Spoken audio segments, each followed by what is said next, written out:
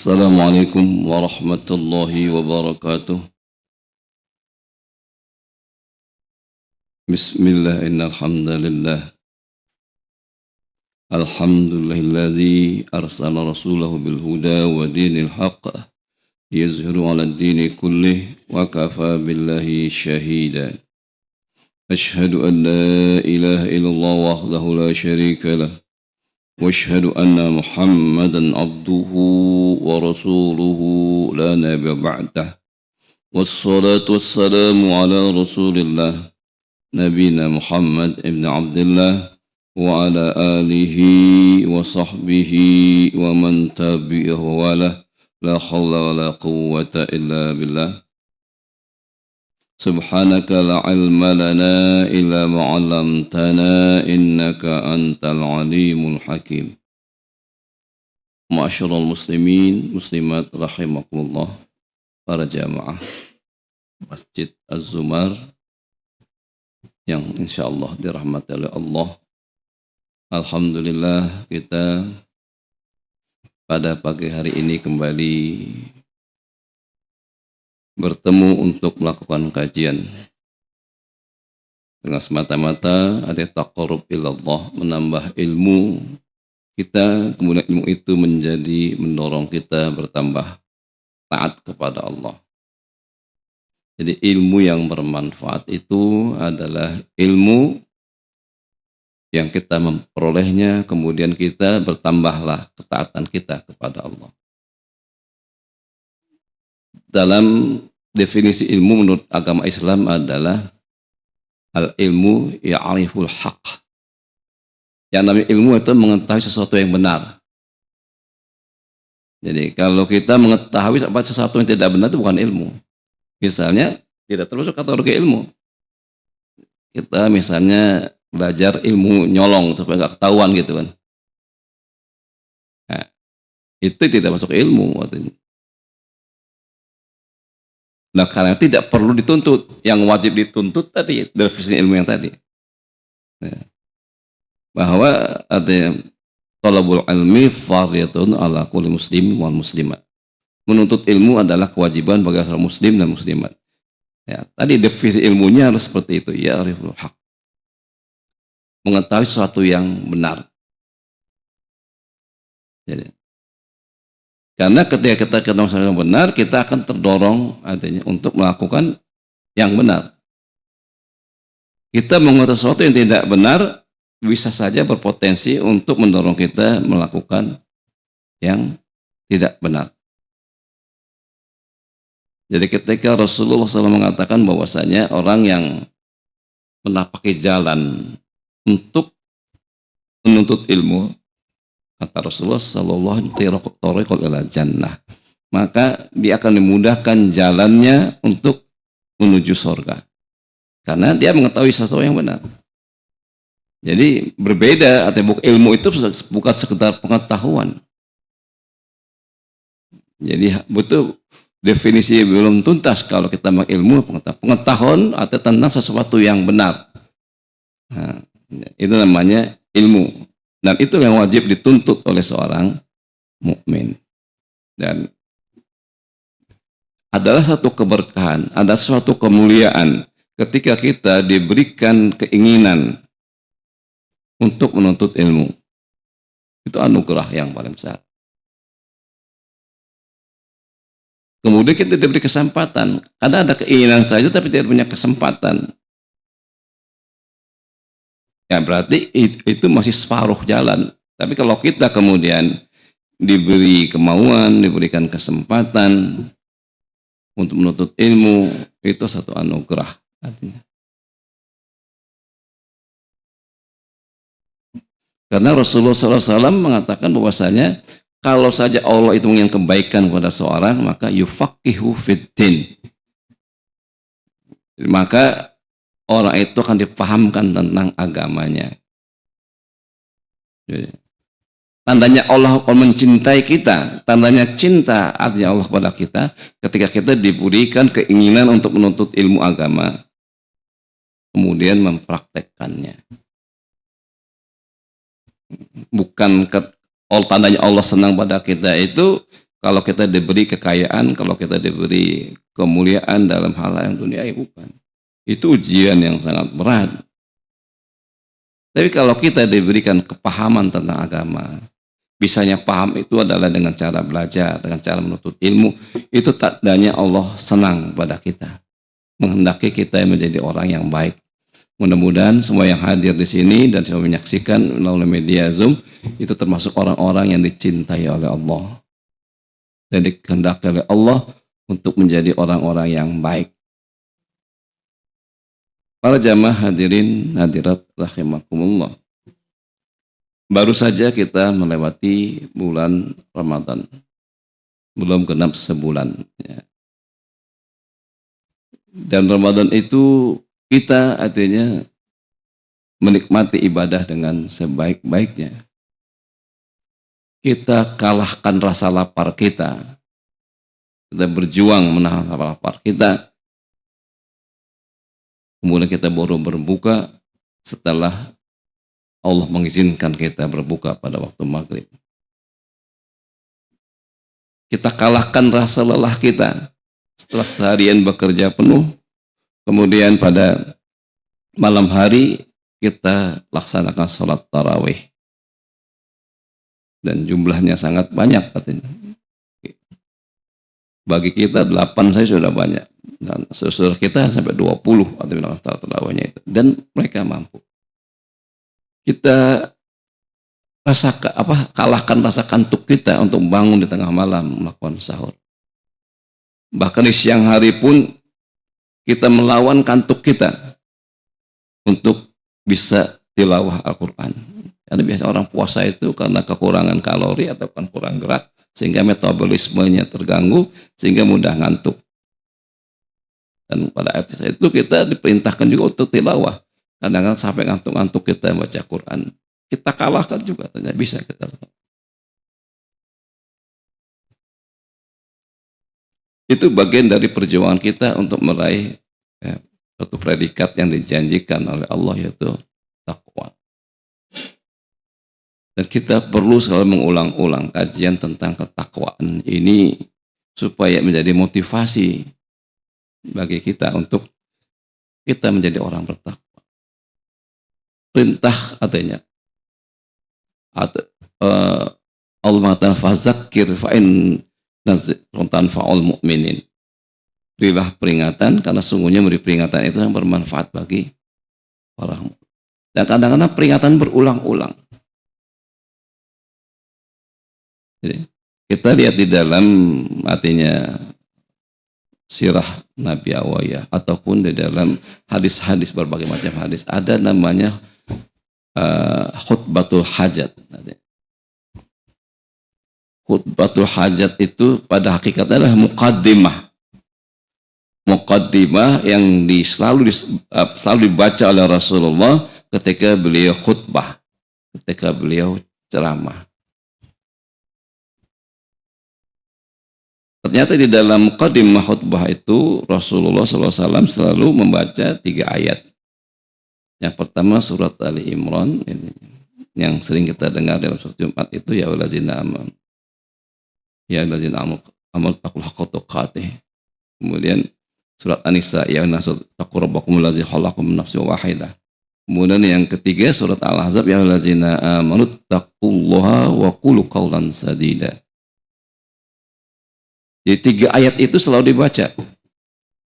Sehingga ada sebagian ulama mengatakan wajib artinya membaca 3 ayat itu kalau kita khutbah. Ya, terutama khutbah Jumat. Namun kemudian sebagai jumhur ulama mengatakan cukup membaca 1 ayat saja. Karena isinya 3-3 sama. Itu wasiat takwa. Yang sering dibaca adalah ya ayyuhallazina amanu taqullaha haqqa tuqatih wa la tamutunna illa wa antum muslimun. Itu yang umum dibaca.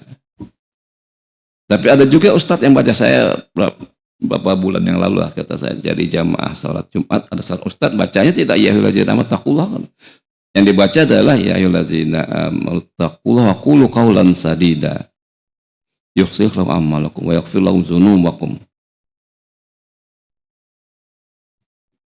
Dan itu tidak salah. Tapi kalau bagi orang yang barangkali terbatas pengetahuannya, ketika ada khatib tidak membaca ya ayyuhallazina amanu taqullaha haqqa tuqatih wa la tamutunna illa wa antum muslimun, dianggapnya kurang. Padahal Nabi itu bacanya 3 ayat. Dan boleh kita pilih salah satu, menurut jumhur ulama, boleh kita pilih salah satu di antara 3 itu. Ya, umumnya di sini yang gampang ada ya ayyuhallazina amanu taqullaha haqqa tuqatih wa la tamutunna illa wa antum muslimun.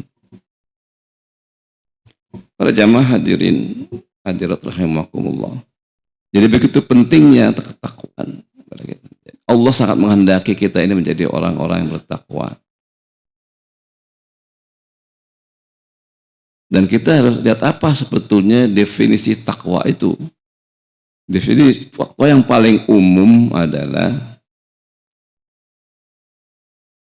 yang mencakup seluruh persoalan. Al-imtisalu awamirillah wajtinaba nawahi. Definisi yang sederhana. Itu menjunjung tinggi perintah-perintah Allah dan menjauhi larangannya. Makna ini sangat dalam. Sederhana, barangkali kita harus betul-betul menghayati makna ini. Jadi kita sering dengar kata-kata takwa, tapi barangkali makna definisinya masih belum jelas. Tapi dengan makna yang sederhana ini mungkin lebih jelas. Apa mana imtisal? Yes. Kita barangkali kita mengatakan orang takwa itu tidak mengerjakan kewajiban kemudian meninggalkan larangan. Ya kita dituntut bukan sekedar itu. Tadi kata-katanya artinya bukan melaksanakan apa yang Allah perintahkan, tapi menjunjung tinggi perintah Allah. Jadi perintah Allah harus dijunjung tinggi. Apa bedanya mengerjakan perintah Allah dengan menjunjung tinggi perintah Allah? Kalau kita hanya mengerjakan perintah Allah saja, dan kita ketahui bahwa ketika kita akan melaksanakan perintah Allah, selalu ada rintangan, selalu ada halangan dari berbagai macam penjuru. Dan kalau kita mengatakan menjunjung tinggi perintah Allah, maka kita akan berusaha untuk menghilangkan rintangan dan tantangan itu.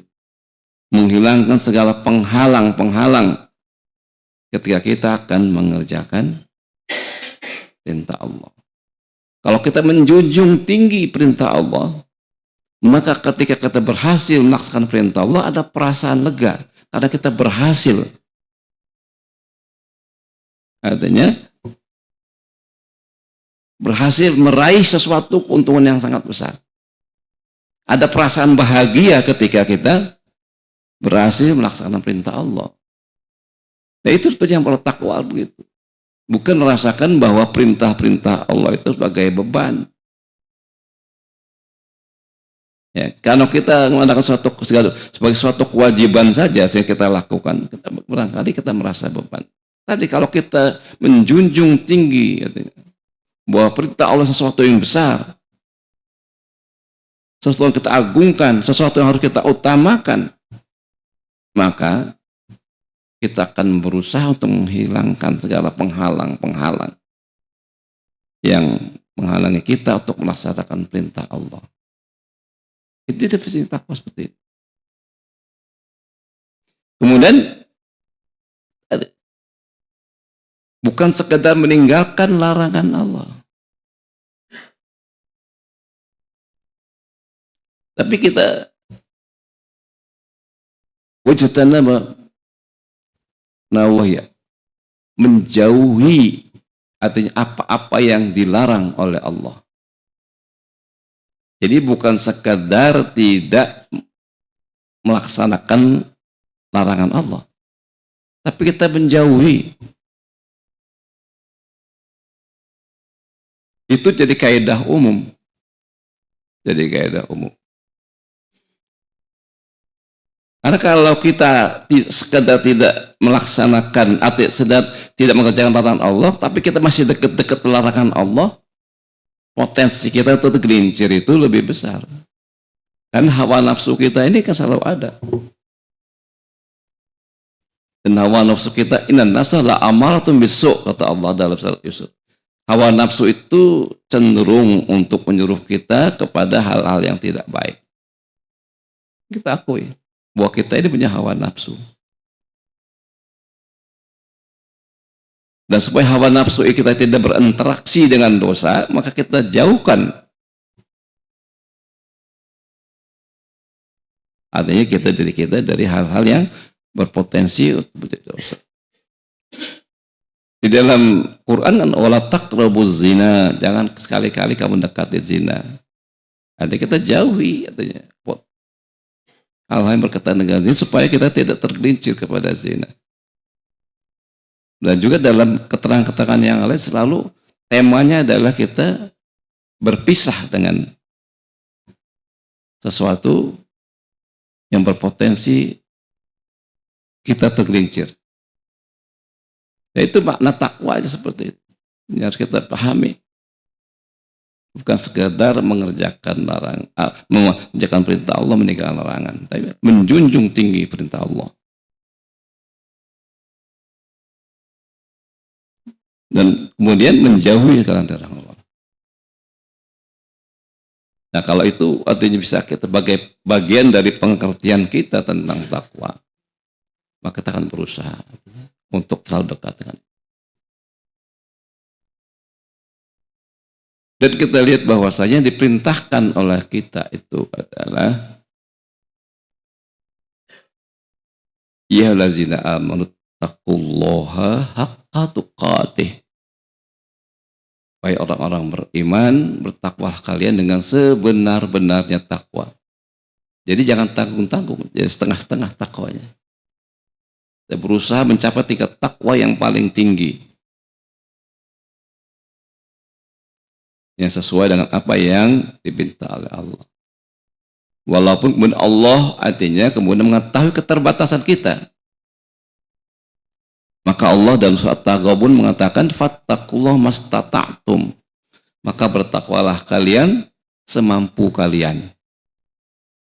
Sampai batas kemampuan kita tadi. Kemudian Pak ulama menjelaskan jelasan, kalau Allah merintahkan bertakwalah kalian semampu kalian, bukan berarti bertakwalah kalian semau kalian. Nah, ini beda. Antara semampu kalian dengan semau kalian.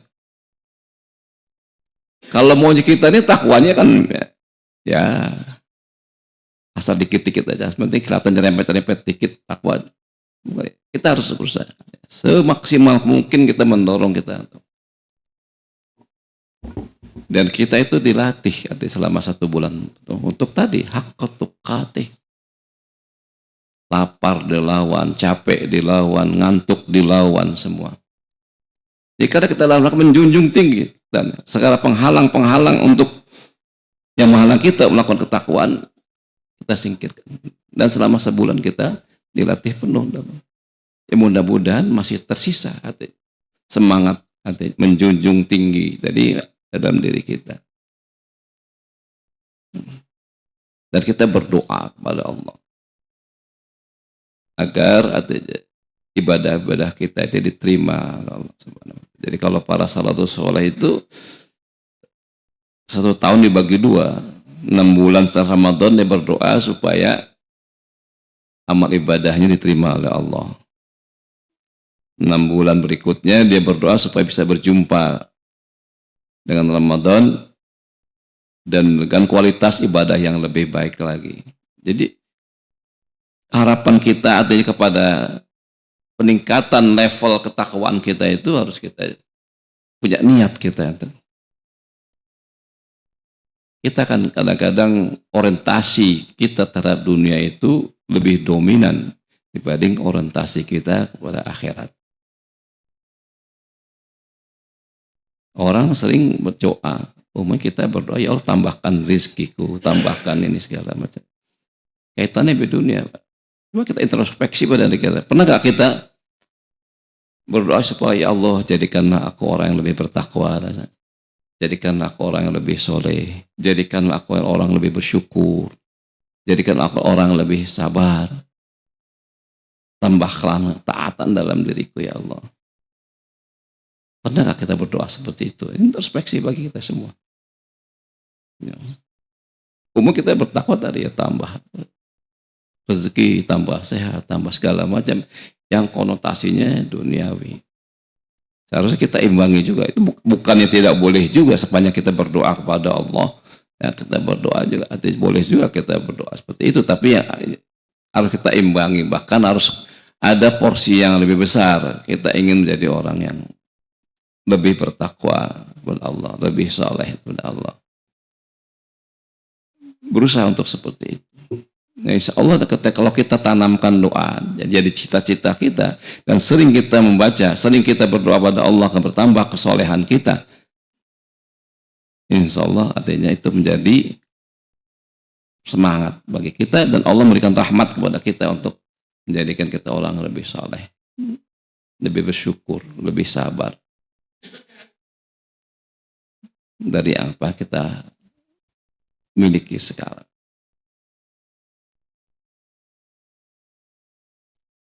Dan menjadi motivasi kita bahwa kita harus tahu artinya apa yang dijanjikan Allah kepada orang-orang yang bertakwa. Yang pertama adalah orang bertakwa itu masuk surga bighairi hisab. Jadi karena catatannya sudah betul-betul dicatat sama Allah. Jadi dia akan masuk surga tanpa ada hisab lagi.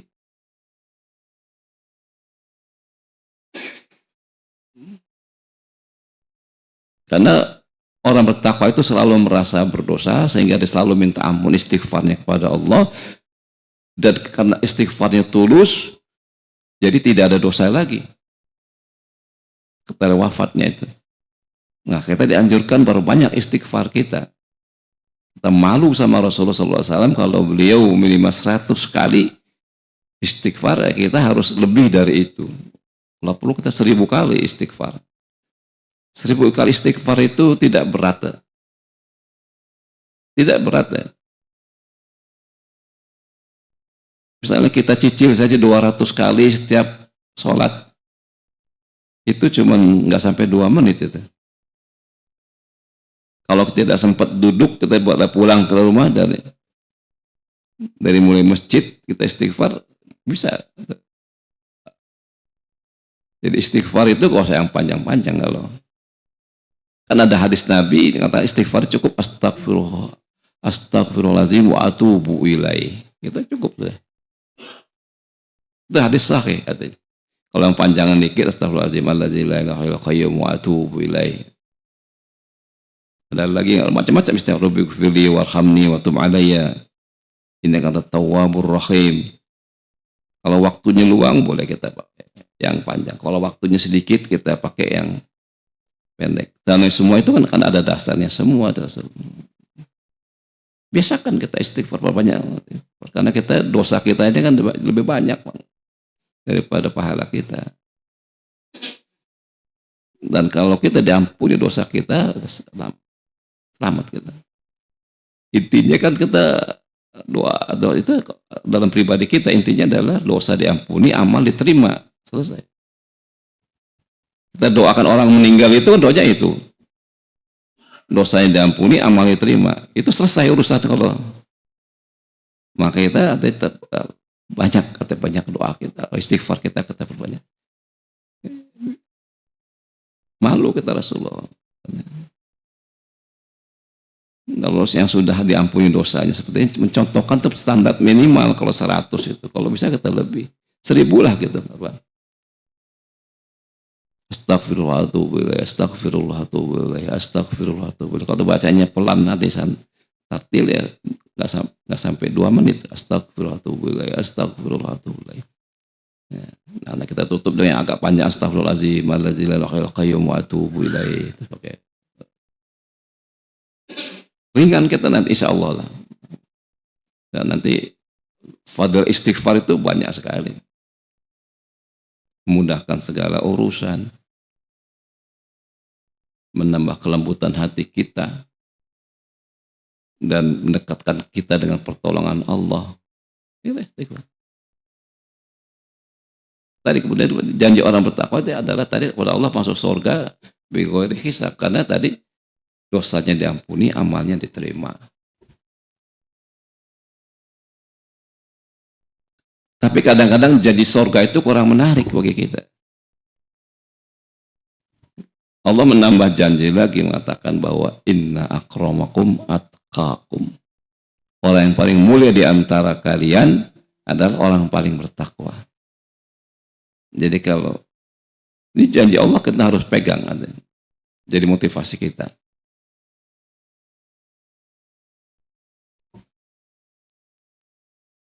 Jadi kalau kita jadi orang pertama, kita jadi orang paling mulia. Baik di sisi Allah sudah pasti, dan di sisi manusia juga. Kalau sudah dimuliakan Allah, maka manusia tidak ada yang berani menghinakannya. Itu bagian dari keyakinan kita. Semua ini kita manusia punya keinginan dimuliakan orang. Tapi kita juga sebagai orang beriman ingin sekali dimuliakan oleh Allah. Kita ingin terkenal di dunia, tapi kita juga ingin terkenal di akhirat. Jangan sampai kita kenal di dunia, terkenal di dunia, tapi di akhirat nggak ada yang kenal. Karena tidak ada catatan amal untuk akhiratnya. Na'udzubillah ya bin dzalik. Itu jadi motivasi kita bahwa kalau kita ingin menjadi orang bertakwa itu kita menjadi orang yang mulia.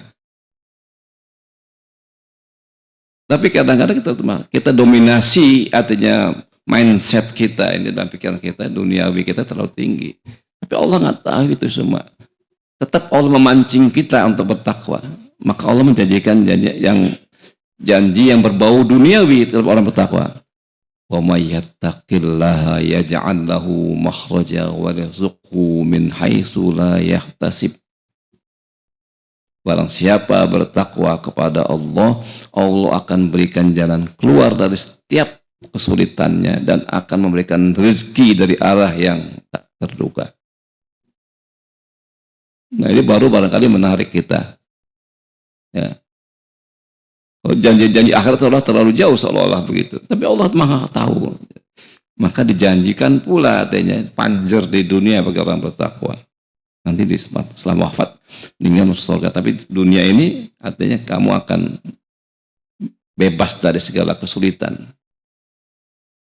Dan ayat selanjutnya di dalam surah At-Talaq juga wa may yattaqillaha yaj'al lahu fi amrihi yusra. Barang siapa bertakwa kepada Allah, aku jadikan artinya setiap urusannya dipermudah. Dan ini seharusnya menjadi pendorong kita artinya untuk termotivasi untuk mengejar ketakwaan di dalam kehidupan kita. Jadi tawan haqqa tuqatih, ketakwaan yang benar-benar. Jadi kemudian langkah-langkah apa yang harus kita artinya kerjakan supaya kita bisa mau artinya mengejar ketakwaan. Selalu artinya ingin menjadi orang bertakwa. Langkah yang pertamanya adalah muahadah. Kita harus sadar betul bahwa kita ini terikat perjanjian dengan Allah.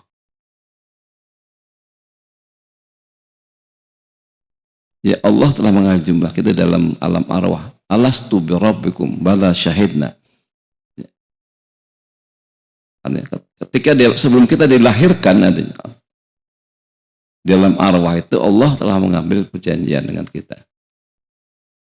Apakah kau tahu bahwa aku ini Tuhanmu, katanya. Bala syahidna. Betul, kami tahu. Kami menyaksikan. Itu perjanjian itu dikabarkan oleh Allah dalam Al-Quran surah Ar-Rum. Kalau yang ngabarkan Allah, kita percaya bahwa kita dulu pernah berjanji. Ujung ayat itu mengatakan bahwa kadang-kadang kita lupa, katanya. Dalam perjanjian itu. Wajar kalau kita lupa. Tetapi sesuatu yang kita lupa belum tentu tidak terjadi. Itu kalau kita pakai logikanya seperti itu. Jadi ada ilmu mantik itu kita pelajari 40 juga. Jadi, sesuatu yang kita lupa itu belum tentu tidak terjadi. Dan kita yakini bahwa itu terjadi ketika ada orang yang mengabarkan, orang yang kita percaya mengabarkan kepada kita.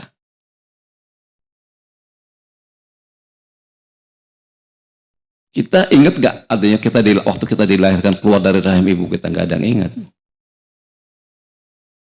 Gak ada yang ingat, satupun gak ada yang ingat bahwa kita. Bagaimana kita keluar dari rahim ibu kita, kemudian kita nangis, gak ada yang ingat. Bahkan kita tidak tahu apakah yang melahirkan kita ini adalah ibu kita yang kita anggap ibu sekarang ini. Kita nggak tahu. Kita percaya karena dikabarkan dengan orang-orang sekeliling kita. Kalau orang sekeliling kita ini bohong semua, artinya ternyata bukan ibu kita, kita percaya juga itu. Ya, sekarang ada tes DNA, barangkali untuk membuktikannya. Tapi dulu kan nggak ada. Tapi tanpa tes DNA kita percaya bahwa ibu kita itu adalah sekarang orang yang kita anggap sebagai ibu kita ini benar-benar ibu kita percaya karena kita dikabari oleh orang-orang sekeliling kita percaya. Nah, kita dikabarkan oleh Allah, dikabarkan oleh Rasulullah yang Al-Amin yang maha dipercaya, yang tidak pernah bohong. Bahwa ada ayat Quran yang mengatakan bahwa kita dulu pernah diambil perjanjian kita dengan Allah. Bahwa kita hanya bertuhan kepada Allah. Allah satu-satunya Tuhan. Nah, kita percaya. Maka di dalam hati kita ada fitrah ketuhanan. Yang selalu ingin dekat dengan Tuhan. Yang kadang-kadang tertutup fitrah itu dengan perbuatan-perbuatan maksiat kita, tertutup dengan sibukan kita. Nah, itu harus kita munculkan kembali. Fitrah itu. Dan kemudian kemunculan itu kita baca dengan baca 2 kalimat syahadat. Setiap sholat kita baca 2 kalimat. Apa perlunya kita baca 2 kalimat syahadat setiap sholat? Asyhadu an la ilaha illallah wa asyhadu anna Muhammadar Rasulullah. Untuk mengingat perjanjian kita yang sudah pernah kita lakukan. Bahwa kita hanya bertuhan kepada Allah. Dan mengaku Nabi Muhammad Rasulullah. Konsekuensi dari perjanjian itu adalah kita taat kepada Allah. Makanya kita minimal orang muslim, orang sholat 5 waktu itu kan baca syahadatnya 9 kali setiap hari untuk memperbaharui, mengingatkan kita perjanjian kita dengan Allah. Kan 9 kali minimal, subuh sekali, zuhur 2 kali, asar 2 kali, maghrib 2 kali, isya 2 kali, itu minimal. Mau tambah sholat lagi, tambah banyak kita ingat perjanjian kita dengan Allah, itu akan mendorong kita kepada takwa.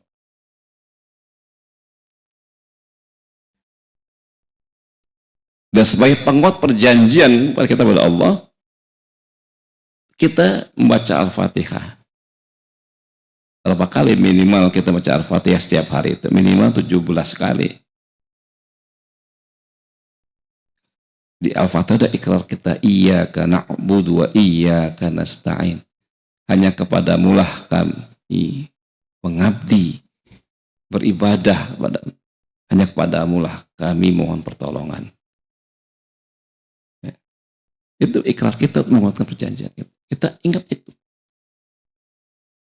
Ya, cita-cita kita adalah tadi ingin beribadah pada Allah kita.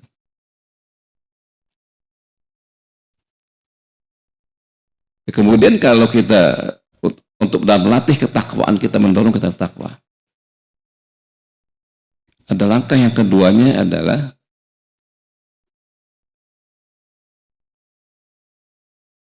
muraqabah.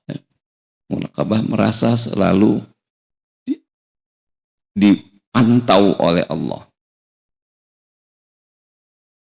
Jadi rakib itu yang mengawasi.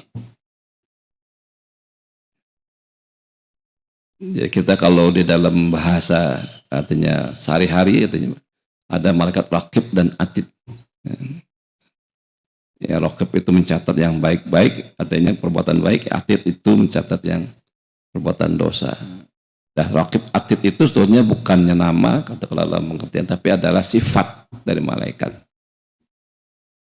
Dan Allah mengatakan dalam Quran dalam surat Al-Infitar, inna alaikum lahafizin kiraman katibin. Sungguhnya bagi kalian semua itu ada dikirim oleh malaikat sebagai penjaga. Penjaga itu menjaga, memantau. Kiraman katibin, malaikat yang mulia. Jadi kiraman mulia, katibin tukang catat. Jadi di kanan kiri kita ini ada malaikat menyertai kita. Itu bagian dari keimanan kita yang harus kita yakini. Jadi kalau kita artinya meyakini itu, merasa muraqabah, merasa bahwa kita selalu dalam pantauan Allah, maka kita menjaga. Jangan sampai yang penuh itu adalah catatan dosa kita, bukan catatan kebaikan kita. Berusaha untuk artinya memenuhi catatan kebaikan kita. Dan di atas segala itu, bahwa itu hanya sebagai media Allah. Pada hakikatnya Allah itu tahu. Tanpa adanya bantuan malaikat, Allah sudah tahu perbuatan kita. Kita ini iman kita barangkali belum seperti imannya para sahabat. Iman sahabat itu ketika turun ayat, ini pernah saya jelaskan di sini, lillahi ma fis samawati wa ma fi anfusikum aw tukhfu yuhasibkum billah. Semuanya milik Allah yang di langit dan di bumi. Dan apa saja yang perbuatan yang kamu nampakkan, apa saja perbuatan yang kamu sembunyikan, apa saja detak hati kalian semua, yuhasibkum billah, semuanya akan ada perhitungannya nanti di sisi Allah. Wa yaghfiru liman yasha wa yu'azzibu man yasha wallahu ala kulli syai'in qadir. Hak Allah lah untuk mengampuni siapa saja yang Dia kehendaki, dan hak Allah pula lah untuk memberikan azab siapa saja yang Dia kehendaki. Dengan ayat ini para sahabat murung, berat betul hisabnya ini. Karena pasti artinya kalau sahabat itu merasa bahwa pasti dosa kita lebih banyak. Ya, kemudian Rasulullah mengajarkan supaya kita artinya menjadi orang-orang yang taat, kemudian selalu minta ampun kepada Allah Subhanahu wa Ta'ala. Tidak ada tempat di dunia ini yang lepas dari pantauan Allah. Kalau kita bicara CCTV itu tergantung jumlahnya. Ada di antara CCTV sudut-sudut yang tidak terpantau. Tapi ketika bicara CCTV Allah, tidak ada satupun sudut yang tidak terpantau oleh Allah Subhanahu wa Ta'ala. Maka di dalam suatu kisah adanya dikisahkan di dalam suatu perguruan, suatu madrasah, setelah selesai pelajaran akidah, sang guru ini merintahkan kepada muridnya, silahkan ambil ayam di kandang belakang itu, banyak ayam saya, masing-masing ambil satu. Silahkan, saya perintahkan Anda menyembelih ayam itu di tempat di mana tidak ada sesuatu pun yang tahu, tidak ada seorang pun yang tahu.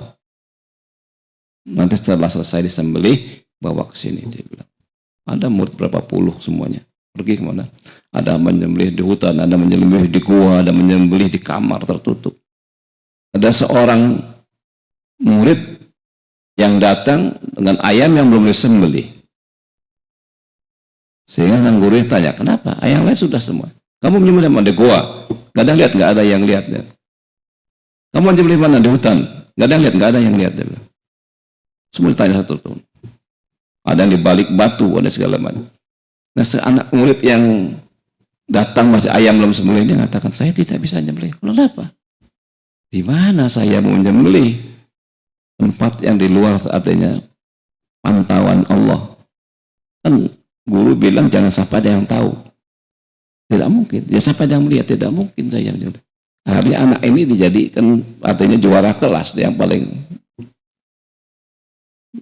menghayati pelajaran tauhid. Karena selama ini diajarkan tauhid. Anda lulus yang paling dengan nilai yang tertinggi kan. Dan Anda betul meyakini bahwa tidak ada satu tempat pun, tidak ada satu perbuatan pun yang tidak dilihat oleh Allah Subhanahu wa taala. Ini selamat. Muraqabahnya seperti itu. Jadi kalau kita ingin tawa, kita merasa muraqabah, merasa selalu berada dalam jangkauan radar Allah. Kemudian ketiganya muhasabah. Muhasabah itu artinya kita menghisap diri sendiri, timbang-timbang mana kebaikan kita lebih banyak kebaikan atau lebih banyak keburukan. Dan kita diperintahkan untuk merasakan bahwa lebih banyak keburukan kita. Wala tuzakku anfusakum, kata Allah dalam surat An-Najm. Jangan kamu sekali-kali merasa suci. Kita kalau di hadapan Allah itu harus betul-betul tawadhu, merasa rendah diri.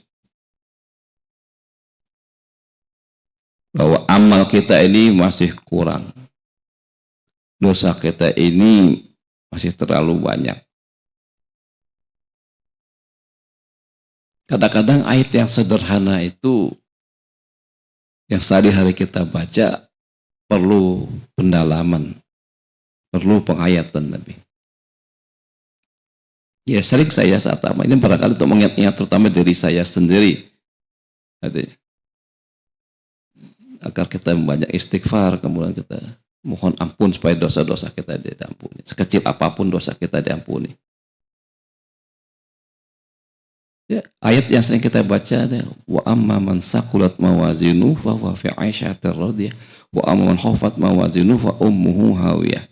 Barang siapa timbangan kebajikannya lebih besar maka dia masuk surga, barang siapa timbangan kebajikannya lebih ringan maka dia jadi masuk neraka. Ringan dan besarnya itu kadang-kadang relatif.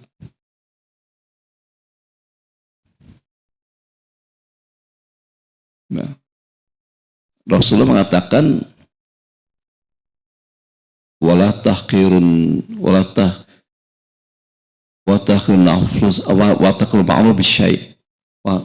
Jangan kamu kecilkan, artinya perbuatan baik kecil apapun. Wala tahrusyai bil ma'ruf. Jangan kamu kecilkan perbuatan baik sekecil apapun. Karena kadang-kadang perbuatan baik yang kecil itu menjadi penentu kita masuk surga atau tidak. Jadi ayat ini, artinya surat Al-Qari'ah ini, itu ayat khusus untuk orang mukmin. Artinya kalau orang kafir kan tidak ditimbang lagi, langsung bungkus saja. Kalau kafir nggak timbang lagi, nggak ditanya, karena dia amal dia kan jelek semua. Walaupun amalnya baik, tapi nggak dicatat karena dia tidak niat pada Allah kan, gitu kan. Yang ada dosa banyak dia. Jadi kalau orang kafir itu langsung bungkus, jemplungin. Kalau mukmin kita ditimbang dulu, dan kita jangan sampai sekali-kali kita meremehkan perbuatan baik, menganggap sudah cukup amal kita. Ya. Nanti gara-gara kita tidak mengerjakan sholat ba'diyah, sholat qobliyah, nyesal nanti. Timbang kebajikan kita, dosa kita 100, kebajikan kita cuma 99,9999. Tapi gara-gara kita tersenyum pada orang tetangga kita, bisa saja nanti kebaikan itu menjadi 100,001. Atau karena kita kemudian kita sholat, menyempatkan diri, sholat ba'diyah misalnya, di tengah kesibukan kita, bisa jadi sholat ba'diyah itu yang memberat timbangan kita, sehingga berubah arti timbangan kita. Yang tadinya kebaikannya 99,99, gara-gara sholat ba'diyah sekali, kita menjadi 100,001, dan kita masuk surga. Jadi muhasabah, dan kita muhasabah itu bisa memperbaiki amal kita. Apakah sholat kita ini sudah sempurna atau belum? Artinya bagaimana perasaan? Apa kita sudah bersyukur atau belum? Kita muhasabah, kita introspeksi dalam kita. Dan bersyukur itu ibadah yang paling termasuk yang besar ibadah. Jangan dikira artinya bersyukur itu ibadah artinya ecek-ecek. rasa syukur itu kan harus tertanam dalam diri kita. Lawan syukur itu kufur. Wa in syakartum la azidannakum wa in kafartum inna azabi lasyadid. Barang siapa bersyukur pada Allah, padaku kata Allah, aku tambah nikmatnya. Tapi yang bahasa kufur, ingat azab Allah akan sangat pedih. Jadi rasa syukur itu harus kita tanam, hadirkan dalam hati kita. Kalau kita merasa syukur, kita merasa bahwa semua ini adalah karunia dari Allah Subhanahu wa Ta'ala. Muhasabah, selalu artinya introspeksi diri kita sendiri. Berat itu, Pak. Syukur kita, termasuk yang berat juga itu rasa syukur kita. Ya.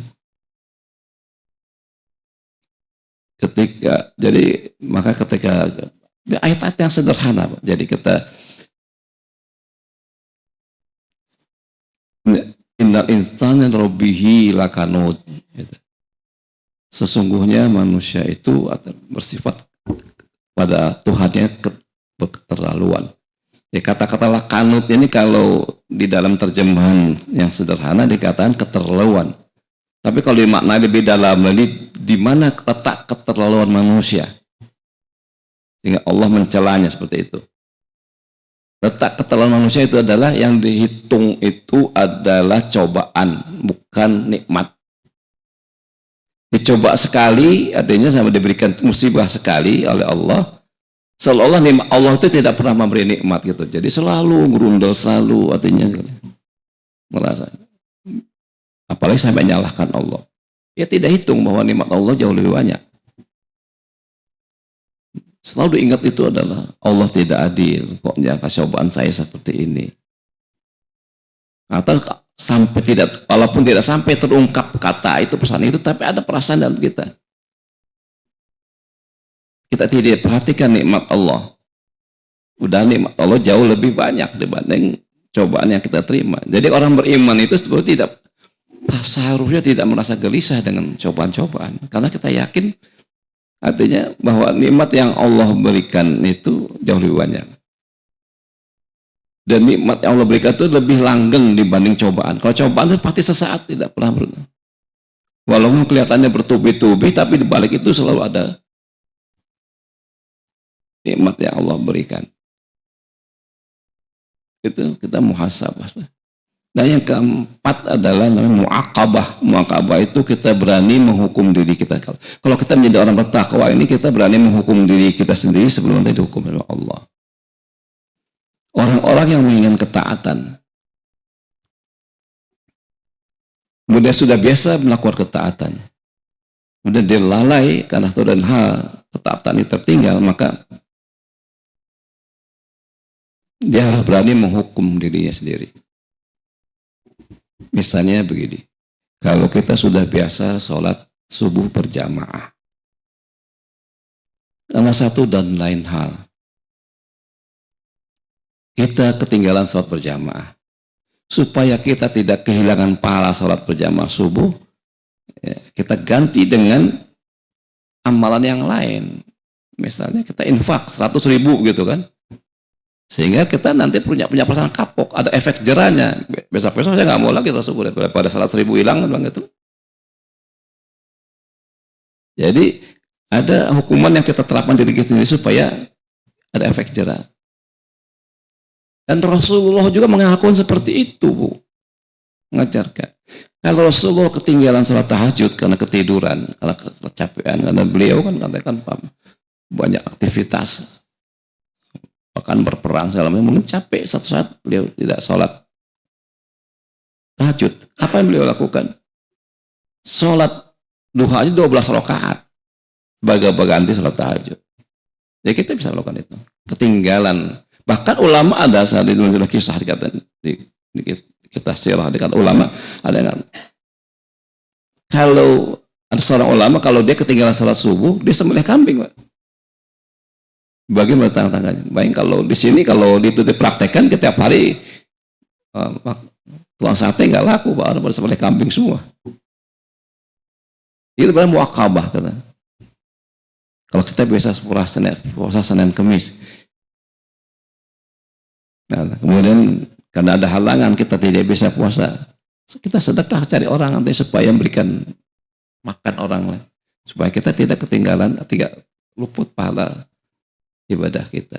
Jadi, itu cara-cara kita untuk artinya melihara ketakwaan kita. Yang terakhir adalah mujahadah. Mujahadah itu adalah kita bersungguh-sungguh, punya tekad yang kuat untuk artinya melaksanakan ketaatan dan menghilangkan segala penghalang-penghalang kita untuk melakukan ketaatan. Dan kalau bisa kita lakukan semua itu tahapan-tahapan seperti itu, insya Allah kita punya motivasi yang kuat untuk menjadikan diri kita orang yang bertakwa. Dan kita ingat janji Allah bahwasanya orang bertakwa itu masuk surga bighairi hisab, bahwa orang takwa itu akan masuk surga langsung tanpa mampir ke neraka dulu.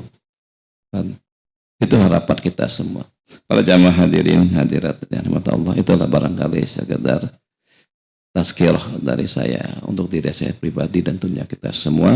Mudah-mudahan bisa menjadi inspirasi dan mendorong sebagai motivasi untuk kita melakukan meraih ketakwaan dalam diri kita.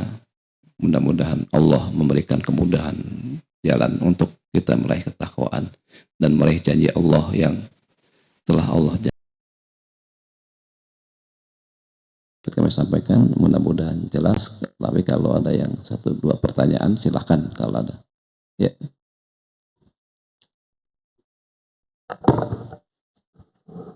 Baik, bismillah. Assalamualaikum warahmatullahi wabarakatuh. Waalaikumsalam.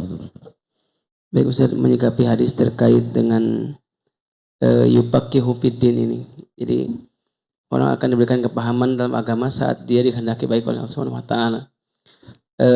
Kadang ada kalanya orang yang dia alim gitu saja, seorang alim tapi ternyata tidak faqih gitu. Nah ini kan repot juga kalau kayak gini. Dia seorang alim tapi tidak paham agamanya, jadi malah tetap dalam keadaan dia mengingkari daripada syariat-syariat gitu dengan alasan dia orang alim gitu, menjadi dalih soalnya dia seorang alim, lantas dia menjadikan ilmunya sebagai bentuk pengingkaran daripada maksiat yang dilakukan gitu Ustaz. Nah, bagaimana kita menyikapi hal ini Ustaz gitu ya? Saat banyak orang yang ngaku ulama tapi ternyata dia ternyata ilmunya untuk sebagai dalih daripada kemaksiatan yang dia lakukan gitu Ustaz. Ya, seperti itu. Ya, kita kan begini, ukuran akal kita melihat. Jadi kan namanya kalau dalam itu ada siqah, jadi ulama siqah. Jadi ulama itu dia satu dia punya ilmu. Artinya alim. Alim itu namanya orang berilmu. Jadi kita harus bedakan alim dengan soleh kita. Soleh itu orang yang taat. Ya, alim itu punya ilmu. Alim jamaknya ulama. Jadi orang punya ilmu. Ada orang yang soleh. Dan soleh itu ada orang karena kecenderungan hatinya yang soleh. Tapi mungkin ilmunya sedikit. Tapi karena dia punya, kalau dia hanif artinya, ada hanif. Hanif itu dia mendapat bimbingan dari Allah. Walaupun ilmunya sedikit, tapi hidayah Allahnya banyak kepada dia. Sehingga perbuatannya itu terbimbing oleh Allah. Dan orang ini lebih cenderung untuk lebih pantas lebih diikuti. Walaupun dia tidak alim, ilmunya tidak sedikit. Nah, ada orang yang alim, ilmu banyak tapi tidak soleh. Nah ini yang repot. Jadi, ilmunya itu tidak mendorong dia untuk menjalankan ketaatan.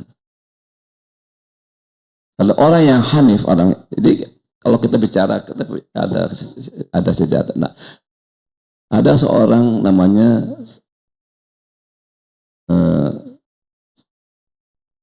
Saiban Ar-Ra'i. Saiban Ar-Ra'i ini teman diskusinya Imam Syafi'i. Bukan segala Imam Syafi'i saja, Imam As-Sawri segala macam yang semasa dengan ulama. Teman diskusi. Kerjaannya itu cuma menggembala kambing. Jadi menggembala kambing. Namanya dikatakan Ar-Ra'i. Namanya Saiban. Namanya Saiban. Tapi karena kerjaannya menggalak kambing, ar-ra'i itu bahasa menggalaksi pengembala kambing, bahasa Indonesianya terkenal. Jadi Imam Syafi'i ini sering diskusi kepada dia. Jadi sekali waktu artinya datang ke rumahnya jauh di kampung. Jadi datang kampung diskusi. Banyak hal-hal ditanyakan oleh Imam Syafi'i. Jadi sering ditanyakan ke Imam Syafi'i. Sehingga kadang-kadang murid-murid Imam Syafi'i yang lain ini, artinya kata Imam Al-Muzani yang pintar-pintar, ngapain sih Imam Syafi'i itu kan ngobrol-ngobrol sama orang penggalau kami di kampung gitu. Tapi itu menjadi inspirasi bagi Imam Syafi'i. Artinya, untuk memiliki fatwa-fatwanya. Ya nanti pada satu saat kita akan cerita banyak nih tentang diskusi Imam Syafi'i dengan supaya gambar umum bahwa orang yang dicontoh itu adalah ketika perilakunya sehari-hari yang kita. Gitu. Kalau dia bertentangan antara ilmu dengan amalnya, ya itu kita nggak usah contoh, ya nggak usah kita ikuti. Yang kita contoh adalah orang yang siqah, dia punya ilmu dan amalnya baik. Ya, kalau kemudian apalagi maksiatnya nyata, ya nggak usah kita ikutin walaupun dia ilmunya banyak. Jadi yang kita lihat adalah perilaku dia sehari-hari. Bukan sekedar ilmunya saja, walaupun banyak tapi perilakunya tidak sesuai dengan apa yang dimiliki, ya nggak perlu diikuti. Tapi ada orang yang barang ilmunya tidak banyak, tapi kelihatan kesolehannya, dibimbing oleh Allah atau dalam katakan, tidak pernah terlihat yang berbuat maksiat.